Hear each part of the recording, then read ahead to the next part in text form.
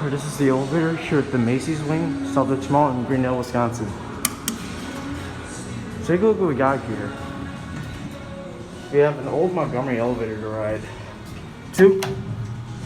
Door closes when you push the button. I like that. Here we go.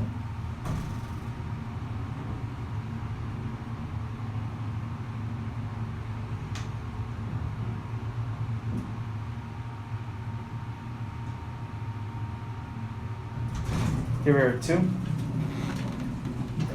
Montgomery logo right there. 1. Let's get a cab view here.